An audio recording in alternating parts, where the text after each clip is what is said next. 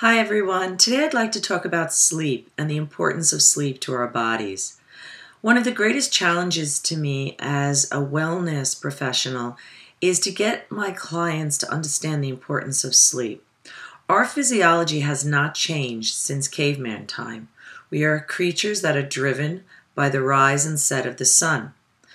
Our levels of hormones are stimulated by the rise and set of the sun. One of the activating hormones, cortisol, that we have in our bodies is activated with light.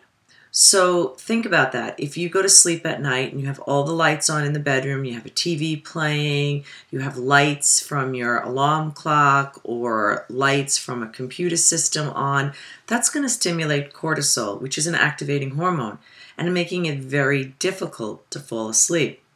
What we really want to do is we want the cortisol levels in our body to rise with the sun rising so that they go up, and during the midday they should be the highest, and then towards evening cortisol levels should start to decrease with the setting of the sun. But because of modern day technology and the availability of light 24/7, that becomes difficult for a lot of people. So you have to be very mindful and aware of this. When you're ready to go to sleep, about 2 hours before you're ready to go to sleep, you have to pay attention to dropping those cortisol levels. And you do that by dimming lights, by starting to allow darkness to set in, by not stimulating yourself through electromagnetic fields like the computer. Sitting in front of a computer late at night is definitely going to stimulate cortisol levels. Keeping television playing at night when you're trying to go to sleep, you're not going to sleep very well, and cortisol levels are going to be high, not low. Look around your bedroom, scan it, see where light's coming. Do you have a very bright alarm clock on? Again, TV. Do you have a night light that you sleep with?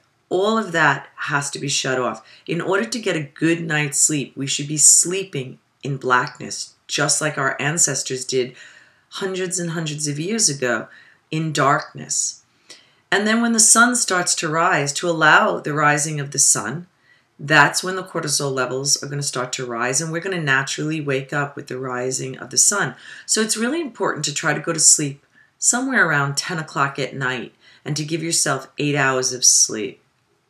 Other things that are going to disrupt your sleep are stimulants like alcohol, coffee, sugar.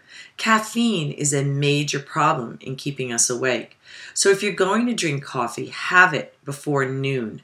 Because afternoon, anytime in the afternoon, which is when a lot of people grab a cup of coffee because they're starting to feel tired, come 3 or 4 o'clock, they want that stimulant and they grab caffeine. But the problem is, in an 8-ounce glass of coffee, cup of coffee, you have 300 milligrams of caffeine.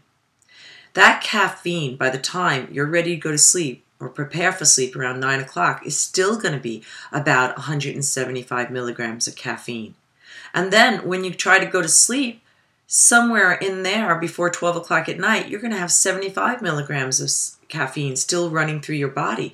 That is going to affect the quality and the nature of your sleep.